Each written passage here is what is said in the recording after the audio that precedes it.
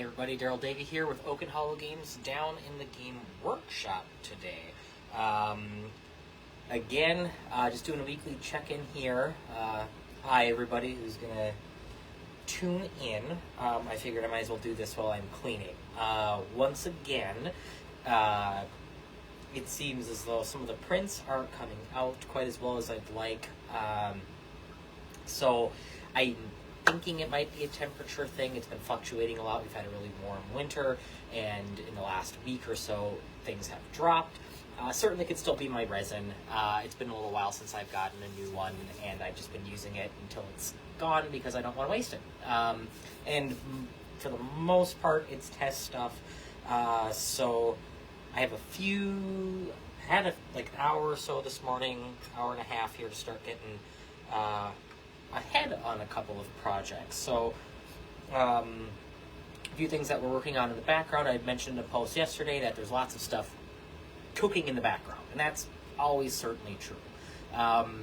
If you watched a few videos ago when I had mentioned I had been in a bit of a slump on getting things going, I wouldn't say I'm in that slump still, but there just hasn't been any time. February is an incredibly busy month for us, both just with stuff going on and emotionally as well. So it's it hasn't been as active as I'd like, public facing. In the background though, I've been doing a lot of clubs, which is really nice.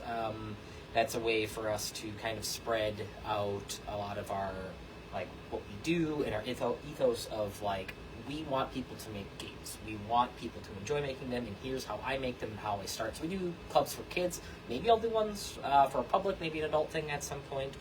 So I've been doing a lot of those, filling in for some other clubs, some Lego robotic clubs as well, which has been a lot of fun. I've been posting about that because it's not really super related to what we're doing here, but still kids making things and learning to do stuff, which is really awesome. So yeah, so I've been busy in a lot of those fronts. Other things that have come up, hello to whoever's up there. I'm in a new format. I've done the widescreen this time, so I'm not sure if I'm going to see messages pop up this way or not. So if you're saying anything, hello. If not, keep tuning in. Anyway, so that's what I've been doing. A lot of stuff with kids and other people, just trying to get them excited about making games. That's incredibly huge for us.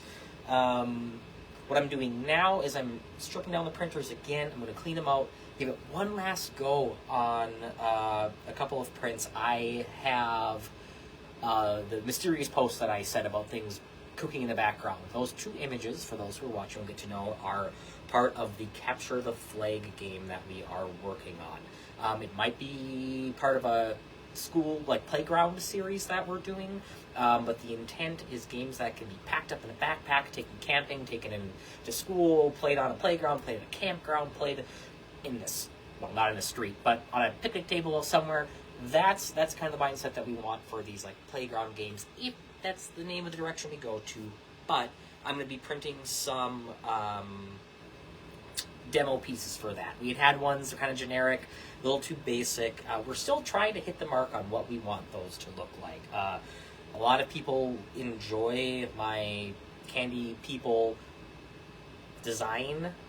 It helps as branding. It's like, oh, those look like these things. That's probably from that Oak and Hollow Games company. So we might be sticking in there, but we want them to be diverse enough at a glance. And yeah, so I'm printing off a few different copies of those. So what I've done is we only need 3 for the Capture the Flag game: a runner, a tagger, and a blocker for each team. We have a couple designs that I'm trying to see what stands out and sticks out to people the most. Like, we have ones with different accessories on, like hat backwards, hat forward, just to see what people go to. So I'm going to be printing out,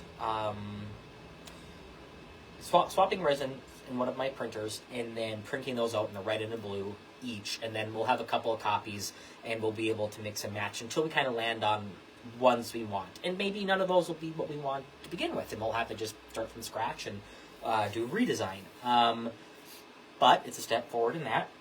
So that's all stuff I've been doing in the background there. One of these today is going to be getting taken out to do probably blue to start. And then this one has a print that is for a separate project, some advertising, promotional material for All Hallows Eve. I want to make a diorama where the trick-or-treaters and the monsters are a little more accurate to size like they would be in real life. Just to make it look nice. Yeah, part of me is hesitant because then people are like, oh, I got these pieces and they don't look the same ones. Leo, good morning, Leo. How are you doing? Glad to have you here. But I think it's going to look cool, be a nice diorama piece that'll be set up, or maybe you can take to conventions and stuff. Or just, again, for promotional stuff. And honestly, it's been a little while since I got to just do a project with them for fun, and I've been really liking the idea of an All Hallows Eve diorama with probably, like, a graveyard and a big spooky house in the background. And sometimes that's what you need to do to get the old engine flowing. So those little trick-or-treaters are going to be printing out on this one while I still have the gray resin in it. Print shouldn't take more than an hour or so, maybe 2 at the size they're in. But both of these do need to be scraped. This one needs to be completely cleaned down before I am able to do that. Because I'm switching resin colors, which is a process, and which is why it's nice to have at least 2 printers, is because then I don't have to be stuck to one color for everything for too long, so on and so forth. But in order to even get to that process, I need to pick up my mess that I made last time with 2 failed prints of Skirmish, where I had spoken briefly that we are starting up another run for Skirmish. The first ones are sold out. I think there's maybe a copy or 2 left at Gameplay Stay if you are interested in picking up one yourself. But I am personally out, which means time for a redo. So, getting a couple of the machines set up here, it might get a little bit noisy, but that's part of the fun, part of the environment. Trying to think what else. Yeah, so that's kind of where we're at for that. Slowly, just kind of in the background, getting things run through for Skirmish, so we can get another batch of those out. And then just a lot of little testing for everything else. I'm really, when it comes to all of it, the production's kind of fun. It's neat to do that.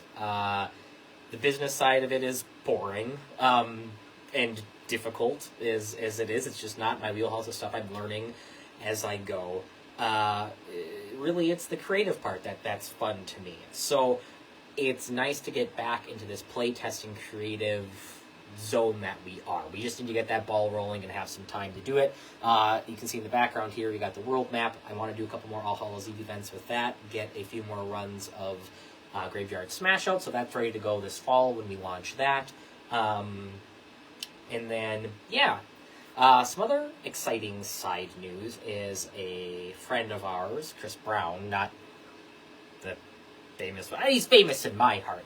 But Chris Brown has also started designing a game, and I don't want to speak for him too much on it, but we are going to be play testing that and helping him bring that into fruition, and I'm really, really excited about this game that he has designed.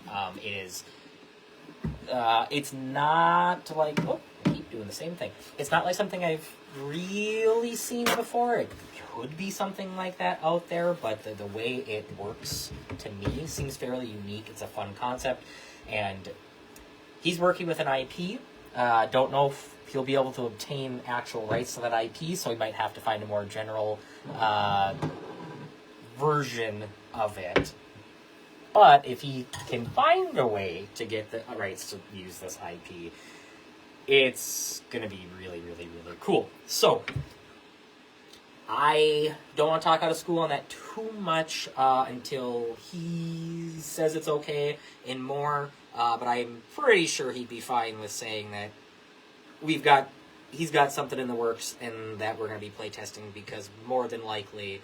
we'll be talking about it there. So, helping another designer out with their games, again, helping other people create and give them the shortcut of, methods on how to get this done, cost effective, cheap. When do I start putting money into a design, you know, that sort of stuff, and then just general ideas. And, oh, have you thought about trying this? Have you thought about trying that? Some more player interaction, or some more card draw, or randomness, or non-randomness. So all those fun play testing things, and it's kind of neat doing it outside of a game that Phil or I haven't created. So that is going to also be going on, and I'm hoping to be able to speak more on that pretty soon. So until then, I will just gush about it myself in secret. Another project that we've worked on a little bit in the background is the collaboration with the Christopher Mim St. Euphoria films with the Creature of Phantom Lake. Sorry, I'm multitasking. My brain is not working here. But we haven't got any playtests out with that guy yet. But probably the same time we're playtesting, doing some finalization of Graveyard Smash. We can probably put that on the board too, because we have to see A, how it interacts with old sets, and B, if we're going to be playing a game anyways, all the Valhalla Z, old Valhalla Z stuff should be able to work together anyway, so we got to play test it at the same time with something, so we'll go with that. So a lot of stuff. Oh, and Gotcha Ninja is another one where I really keep getting pulled to the project. It's not, shouldn't you have gloves on handling it? Yes, Leo, I absolutely should. Don't follow my directions. This is also the water washable resin, so that makes it a whole lot better. I'm a little less freaked out about it, but absolutely should have gloves on. I spoke to that a few times in the other videos that don't follow my directions. Actually, you know what, ironically enough, I've got gloves right up above here. Look at that. But I've also found a lot of ways to work around where I've never actually touched the resin. You know, it stays fairly self-contained anyways, but safety first. Don't need to end up in the hospital for it. That said... Alright, so, got that done. And the other one I'm going to probably do more off-camera once I'm done with this. I don't need to bore you or bring you into the cleaning process and exchanging over that for right now, but just figured I would love to chat with you while I was busy working. So yeah, so that's kind of a nutshell of what we're doing. So a lot of stuff, art for Gotcha Ninja. Oh, that's what I was going to say. I was working on what I thought was going to be maybe the front design for the Gotcha Ninja cards. And I haven't really spoken in depth on what that project is yet, because it's something that technically is later down the line.